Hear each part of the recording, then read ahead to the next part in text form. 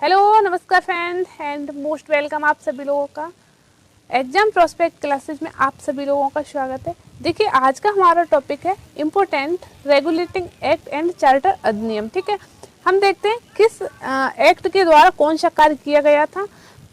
ज़्यादातर सभी एग्जाम में पूछ लिया जाता है कि ये कार्य किस एक्ट के द्वारा किया गया था। आइए हम उसे क्लियर करते हैं जिससे कि हमारा क्वेश्चन गलत ना हो। ठीक है, सबसे पहले देखते हैं 1773 का रेगुलेटिंग एक्ट। किसका? 1773 का रेगुलेटिंग एक्ट। इसके तहत क्या हुआ था? बंगाल के गवर्नर को बंगाल का गवर्नर जनरल कहा गया था। ठीक है, क्या कहा गया था? बंगाल का गवर्नर जनरल कहा गया था। ठीक है, नेक्स्ट क्या कार्य हुआ था?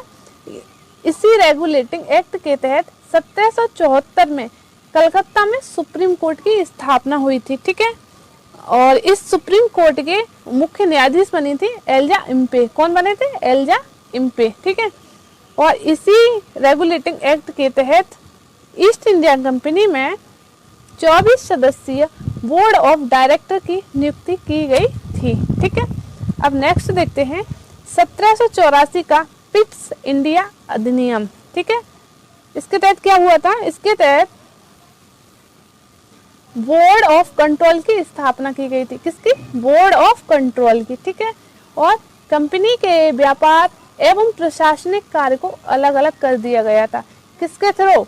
1784 का जो पिट्स इंडिया अधिनियम था, इसके थ्रू कंपनी के व्यापार एवं प्रशासनिक कार्यों को अलग अलग कर दिया गया था। ठीक है, आगे और क्या हुआ था? इसी के तहत कार्यपालिका एवं न्यायपालिका का पृथक्करण हुआ था। ठीक है, यानी कि अलग अलग कर दिए गए थे। ठीक है, नेक्स्ट देखते हैं 1793 का चार्टर अधिनियम। ठीक है, इसके तहत क्या हुआ था? इसके तहत ईस्ट इंडिया कंपनी के व्यापार के एकाधिकार को 20 वर्ष के लिए बढ़ा दिया गया था। ठीक है, नेक्स्ट कार्य क्या हुआ था? इसी के तहत 21 अप्रैल 1793 को आईसीएस की स्थापना की गई थी। आईसीएस क्या था? Indian civil service. ठीक है, इसकी स्थापना की गई थी कॉर्नवालिस के द्वारा। किसके द्वारा? कॉर्नवालिस के द्वारा। ठीक है, और क्या कार्य हुआ था? इसके तहत 1793 में राजस्व बोर्ड की स्थापना की गई थी। ठीक है, नेक्स्ट कार्य क्या हुआ था?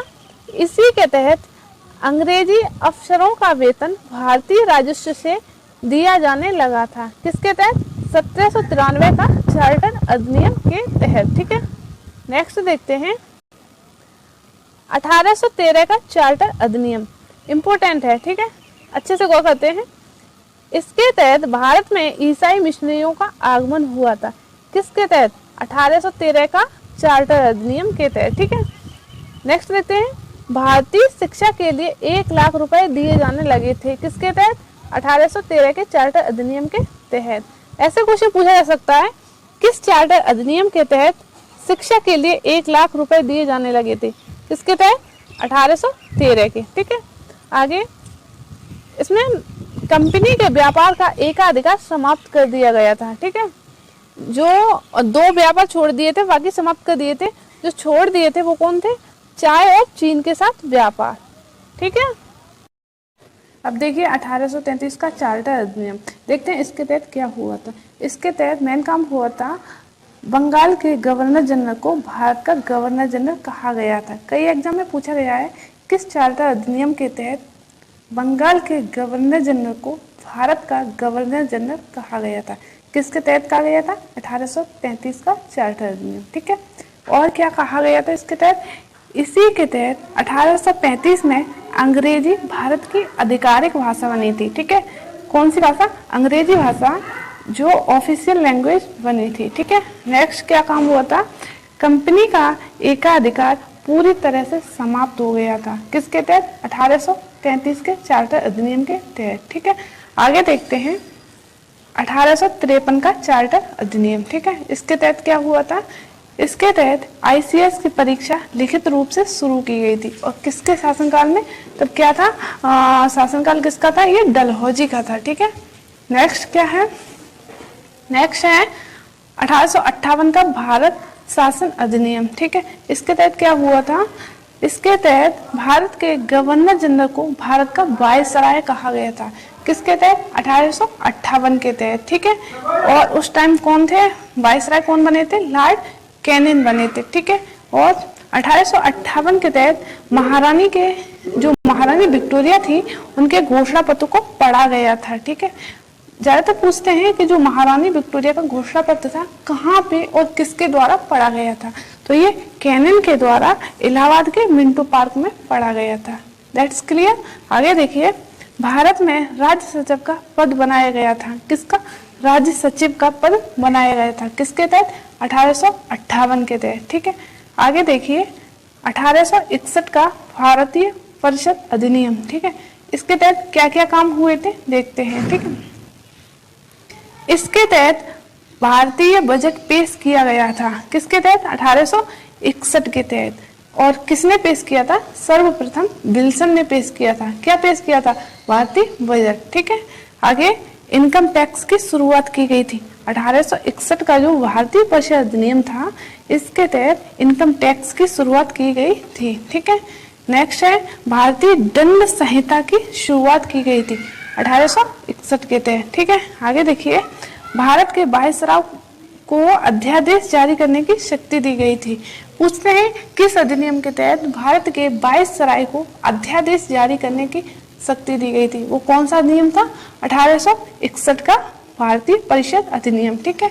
और क्या हुआ था? इसी के तहत 1862 में 3 हाई कोर्ट की स्थापना की गई थी। High court, Kolkata high court, Bombay high court और मद्रास हाई कोर्ट, ठीक है। ये हाई कोर्ट आर्टिकल 214 से संबंधित है, ठीक है। आगे देखिए, 1892 का परिषद अधिनियम। इसके तहत हम देखते हैं क्या क्या कार्य किए गए थे। इसके तहत सर्वप्रथम निर्वाचन शब्द का प्रयोग किया गया था। और क्या हुआ था? सर्वप्रथम भारतीयों को बजट पर बहस करने का अधिकार मिला था, बट वोट करने का अधिकार नहीं मिला था, ठीक है। आगे देखते हैं 1909 का मार्ले मिंटो सुधार अधिनियम। देखिए, ये मार्ले थे वो राज्य सचिव थे और मिंटो वायसराय थे, ठीक है। इसके तहत क्या हुआ था? इसके तहत भारतीय मुसलमानों के लिए अलग निर्वाचन मंडल का प्रावधान किया गया था, ठीक है। आगे देखिए, 1919 का मॉन्टेग्यू चेम्सफोर्ड सुधार अधिनियम। इसके तहत क्या हुआ था? प्रांतों में द्वैत शासन लगा दिया गया था, ठीक है। नेक्स्ट कार्य क्या हुआ था? अंग्रेजी अफसरों को वेतन पुनः ब्रिटेन से दिया जाने लगा था, ठीक है। आगे देखिए, 1935 का भारत शासन अधिनियम। इसके तहत क्या हुआ था कि प्रांतों में द्वैत शासन समाप्त कर केंद्र में लगा दिया था। जो 1919 में प्रांत में लगाया गया था, वो 1935 में समाप्त कर दिया, बट केंद्र में लगा दिया, ठीक है। और क्या हुआ था? इसी के तहत 1 अप्रैल 1935 को आरबीआई की स्थापना हुई थी, ठीक है। आगे क्या हुआ? इसी के तहत सुप्रीम कोर्ट को कलकत्ता से स्थानांतरित कर दिल्ली